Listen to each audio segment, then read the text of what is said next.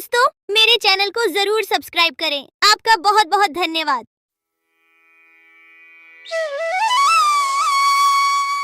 बहुत साल पहले की बात है। लक्ष्मीपुर में एक विशाल हरा भरा जंगल था। उस जंगल का राजा था शेर सिंह, एक चालाक सियार। शेर सिंह का मंत्री था। एक दिन सुबह शेर सिंह नींद से जागे और आंख मलते ही जैसे ही बाहर आते ही उनके नजर गुफा के बाहर सोए हुए एक बिल्ली के बच्चे पर पड़ी। बाहर खड़ा होकर शेर सिंह दहाड़ लगाता है और उस दहाड़ को सुनकर बिल्ली का बच्चा जाग गया। वह बहुत डर गया और वहां से भाग गया। फिर शेर सिंह सियार को साथ लेकर जंगल में चला गया शिकार करने के लिए। पूरे दिन दोनों शिकार करने के लिए जंगल में घूमते रहे, लेकिन शिकार तो दूर, शिकार के दर्शन तक नहीं होते। फिर दोनों शाम को निराश होकर घर लौटे। उस रात शेर सिंह को भूखा ही सोना पड़ता है।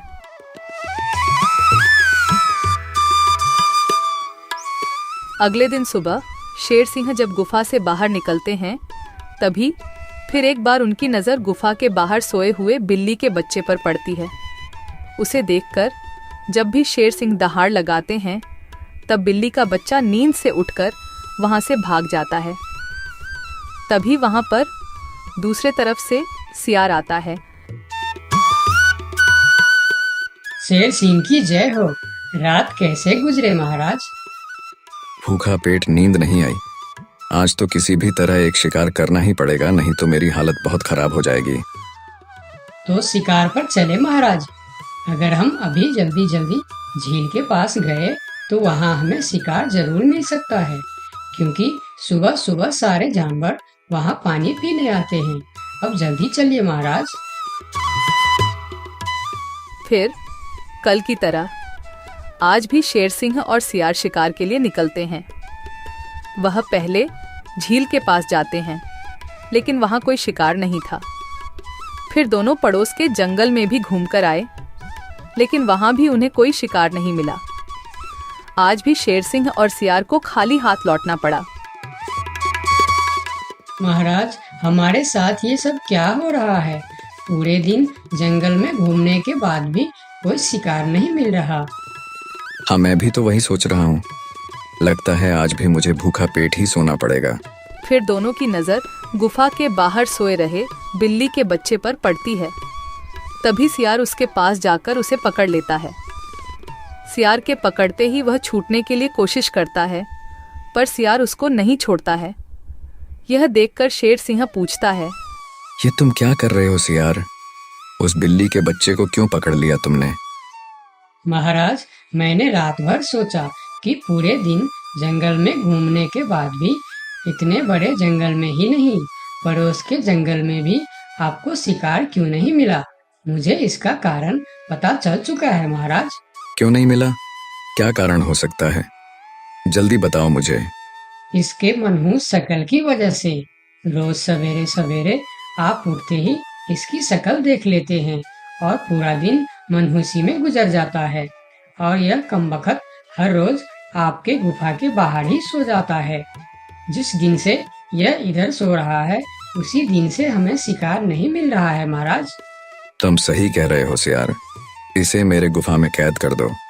हम इसे इसकी मनहूस शक्ल का सजा देंगे और इसी का शिकार करके खाएंगे। नहीं नहीं, मुझे छोड़ दो। मैं मरना नहीं चाहती हूँ। मुझे मेरी मम्मी के पास जाना है। मम्मी, मम्मी, पापा, बचाओ मुझे। ये लोग मुझे मार डालेंगे। सियार बच्चों को लेकर गुफा के अंदर चला जाता है और बिल्ली का बच्चा जोर जोर से चिल्लाने लगता है, नहीं नहीं, मुझे छोड़ दो। मुझे मेरी मम्मी के पास जाना है। अरे, ये तो हमारे बच्चे की आवाज है। लगता है उसे कोई पकड़ लिया है। हाँ, ये हमारे बच्चे का ही आवाज है। लगता है वह कोई मुसीबत में है। आवाज तो शेर सिंह के गुफा की तरफ से ही आ रहा है। चलो चलो, चलकर देखते हैं। ये कहकर दोनों शेर सिंह के गुफा के सामने जाते हैं। शेर और सियार गुफा के बाहर ही खड़े थे। तब बिल्ला ने शेर सिंह से बोला, हमने अपने बच्चे का आवाज यहाँ से सुना है। क्या आपने उसे देखा है महाराज? अच्छा तो तुम दोनों हो उस मनहूस शक्ल की माँ बाप। मनहूस शकल, ये आप क्या कह रहे हैं महाराज? हाँ, उसका शकल मनहूस है। 2 दिन से शेर सिंह उसका शकल क्या देख लेते हैं। उन्हें दिन भर शिकार भी नहीं मिलते। 2 दिनों से महाराज भूखे सो रहे हैं। आज उसे उसकी मनहूस शकल की सजा जरूर मिलेगी। नहीं नहीं, मेरे बच्चे की शकल मनहूस नहीं है, उसे माफ कर दीजिए महाराज। नहीं नहीं, ऐसा नहीं हो सकता। मैं एक बार जो बोल दिया सो बोल दिया। तुम्हारे बच्चे का शक्ल मनहूस है तो है, अब उसे उसकी सजा जरूर मिलेगी। अब तुम लोग जाओ यहाँ। फिर दोनों वहां से चले जाते हैं। दोनों बहुत परेशान होकर जंगल में घूमते रहते हैं। वह जंगल में कई जानवरों के पास इस उम्मीद लेकर जाते हैं कि कोई उनके बच्चे को बचाने के लिए मदद कर सके। वह पहले हाथी के पास जाते हैं। हाथी भैया, शेर सिंह ने मेरे बच्चे को मनहूस कहकर पकड़ लिया है। आप कुछ भी करके मेरे बच्चे को बचा लीजिए। नहीं नहीं, मैं शेर सिंह से पंगा नहीं ले सकता। तुम दोनों किसी और के पास जाओ।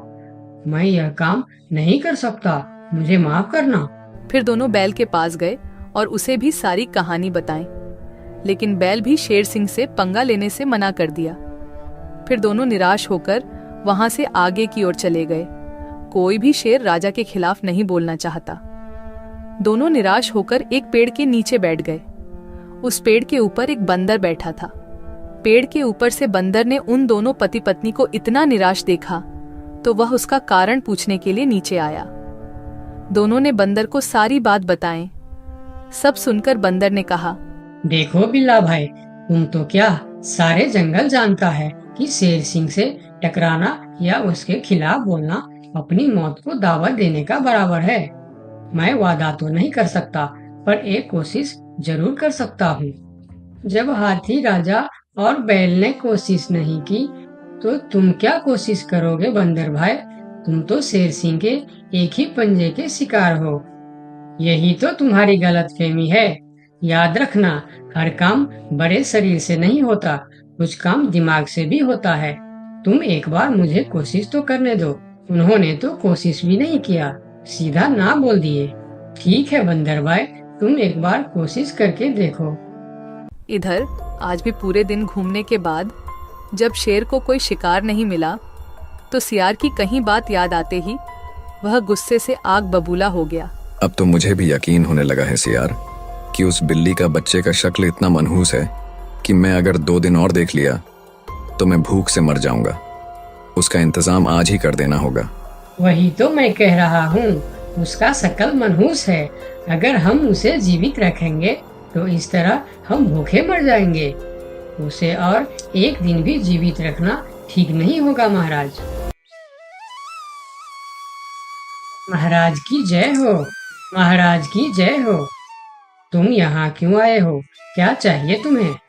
महाराज, जंगल के सभी जानवर कह रहे हैं कि राजा की शक्ल बड़ी मनहूस है।